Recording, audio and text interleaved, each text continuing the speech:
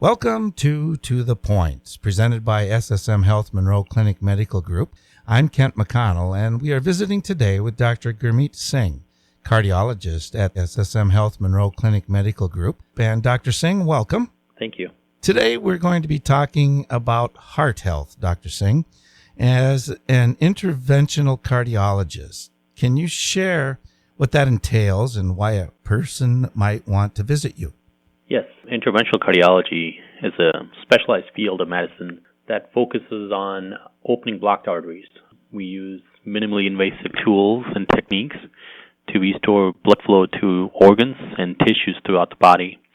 Interventional cardiologists treat heart attack and sometimes blockages to the legs and even kidneys without open surgery. Instead, we use catheters to diagnose and treat cardiovascular conditions.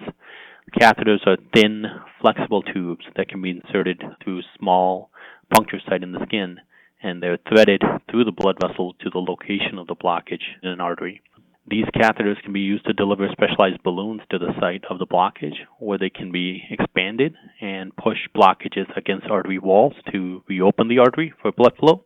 These catheters can also be used to place stents that act as scaffolding to prop a cleared artery open. Interventional cardiology, as a less invasive treatment option than cardiac bypass graft surgery, has truly changed the entire field of coronary artery disease. Now, in some situations where a patient might come and see us as if they're experiencing any kind of chest discomfort or shortness of breath, which can be signs and symptoms of either a blocked artery or a possible heart attack. Doctor, with what you're describing here, I'm guessing that this has really changed the way things are done regarding the heart, and that you must be seeing a lot less of the bypass type of surgery and more of the stent type operation. Yes, that is correct, actually. There were times when a person would come into the hospital with blocked arteries like this, and they were just treated with medications and were kept in ICU for days to even a week to have that artery be cleared. And in some situations, those patients did end up with coronary bypass. Nowadays, since we have the capability of treating these blockages with just stents and sometimes even just with balloons, the need for coronary bypass has decreased. Now, of course, there are situations, and studies have shown, there are situations where coronary bypass does help prolong the length of a person's life compared to stents. And the reason behind it is that these stents are usually, they're metal, and they're usually only good for 10, 15, at most 20 years. But if a person who's in their 40s, even 50s, has a blockage in their arteries, they can benefit from a bypass that can last for them until they're into their 90s. So in that case, coronary bypass graft can be beneficial. Now, you mentioned stents and balloons. Are there some other procedures that you specialize in, Dr. Singh? Yes, we do several procedures. Now, starting with this diagnostic procedure, where we go into the arteries of the heart and take a coronary angiogram. An angiogram basically is taking a picture of the arteries of the heart. We do this to determine if there is a blockage there, where that blockage is in that artery, and if it is significant enough of a blockage that warrants intervention. If it is determined that there is a blocked artery that needs an intervention, then we do procedures to open up those arteries. We go in there with balloon to push everything up against the wall of the artery, and then we put a stent there to keep it open. Now, the same procedure can be done to open up arteries of the legs if someone has leg pain or ulcer in their leg due to lack of blood flow to that area. We can do the same thing to the arteries that go to the kidneys as well. Sometimes if there's an issue with heart failure where the heart simply doesn't have enough strength to pump blood to the rest of the body, we can place a special device or a motor inside the heart that pumps blood to the rest of the body. There are also situations where a person might have a tight valve, and in interventional cardiology, we have the ability to go inside the heart and determine how significant that tightness of that valve is and whether that is something that we need repair. Now, doctor, you made mention of blockage. What percentage of blockage would you consider significant? Usually, anything greater than 70% is considered significant.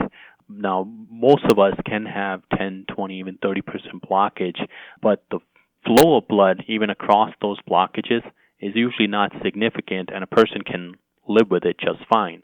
But once it gets to anything greater than 70%, that's when the actual flow is affected, and that's when the heart muscle that's not getting that blood flow starts to suffer and can show symptoms related to that. With the stressful times that our society is experiencing, how do you feel stress and anxiety might affect heart health? Now, stress actually is very interesting. It is part of our life. We experience it on a day-to-day basis. It can really be divided into good stress and bad stress. Now, think about it like running. Running for 20 to 30 minutes a day can be beneficial to the heart and the body. But if a person were to run continuously for 24 hours a day, it can lead to a burnout. Stress behaves the same way. Now, someone experiencing a stressful situation and handling it well and moving on from it is a good form of stress. But when we experience a stressful situation and hang on to it and think about it over and over in our mind and let it linger in our mind, that is a bad form of stress. And that's the type of stress that can have harmful effects to the heart. This bad form of stress releases cortisol and inflammation in our body. Cortisol is a stress hormone that has effects on weight gain, increased cholesterol, increased blood pressure, increased blood sugar. Now, weight gain leading to obesity, high cholesterol, high blood pressure, high blood sugar. These are all risk factors for heart disease. We're visiting today with Dr. Gurmeet Singh, cardiologist at SSM Health Monroe Clinic Medical Group. And doctor, in appointments, patients are asked if there's a family history of heart conditions. How does their response factor into their care? Well, we just talked about obesity and high cholesterol, high blood pressure, and diabetes all being risk factors for heart disease. These are considered modifiable risk factors, meaning that there is something that we can do to prevent them. Unfortunately, same can't be said about family history. A person's family history gives us a look into their genetics.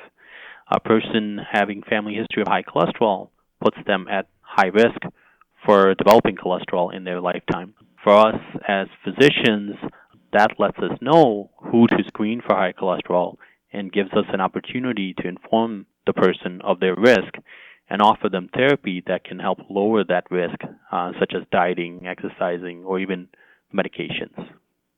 Now, you mentioned dieting, exercising, medications.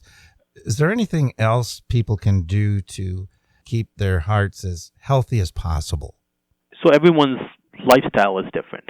Their genetics are different, and there's no one fix for all in a way. I think we all kind of have to tailor our lifestyle according to where we live and what sort of job that we do, how much stress we have in our life.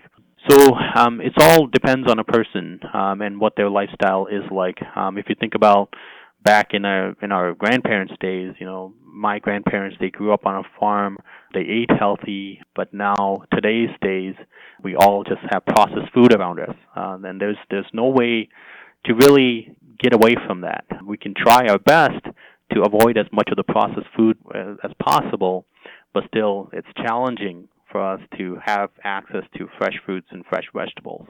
But despite that, if we can somehow incorporate more of that into our lifestyle, I think that would be extremely beneficial.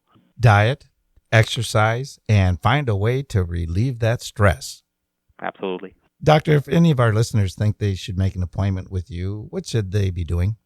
Anyone with concerns about their heart health and would like to make an appointment can call us at our office at 608-324-2227. And I'm assuming they do not need a doctor referral. No, they don't. We're happy to see anyone that is in need for heart health. Dr. Singh, thank you for being with us today. Thanks for having me. For Dr. Gurmeet Singh, cardiologist at SSM Health Monroe Clinic Medical Group, I'm Kent McConnell, and this has been the SSM Health Monroe Clinic Medical Group's To the Point.